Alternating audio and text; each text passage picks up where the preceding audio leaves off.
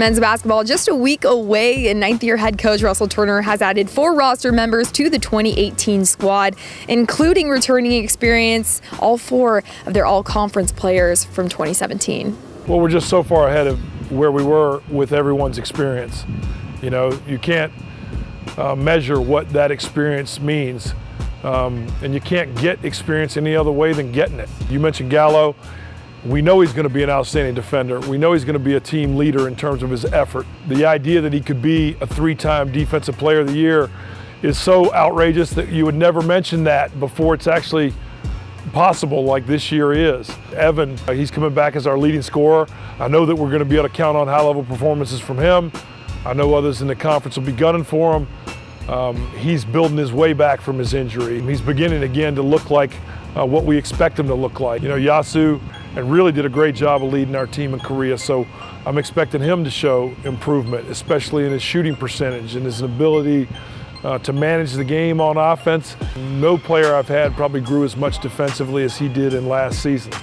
You know, Tommy Rutherford, I'm especially hoping that Tommy can get better at managing double team situations. He was our leading percentage shooter on offense, but all of our fans know he's going to be one of the hardest playing, you know, most intent guys that's ever played here. Graduate transfer from Stanford, Robert Cartwright, brings us an experienced player who's best at getting the ball to other people in scoring positions. And then we got some young guys that came to Korea with us, and J.C. Butler and Devin Cole, who both had really good moments there.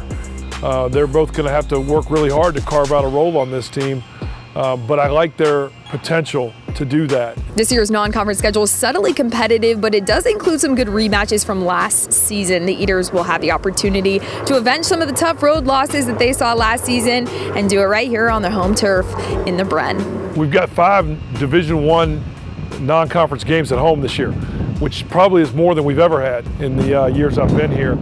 And as you said, some of the names may not be ones that immediately jump out to the casual fan. I think most of our fans recognize that Utah State and the Mountain West is going to be a good team and a great matchup for us to compete against. We've also got Montana coming, who was picked to win their league and who blew us out last year. So they're expecting a huge season, and we get to play them here with a veteran team for them. So I think that'll be a matchup of 2 really high-quality Division I mid-major teams. We've also got Denver, Idaho, and UT Rio Grande coming here. Those are great games, and many of those are also weekend games. So I'm hoping that we can attract some fans and build word of mouth about the experience in the Bren, because I think it should be really good this year. This is a group that knows it will be playing with a target on their back this season. But as far as the conference expectations go, Coach Turner had just one message to reiterate, and that was that this team is not showing up and putting in the work just to come in second place. We've still got to build the chemistry that turns into championships. And I think we all know we could have won both the regular season and the tournament championship last year.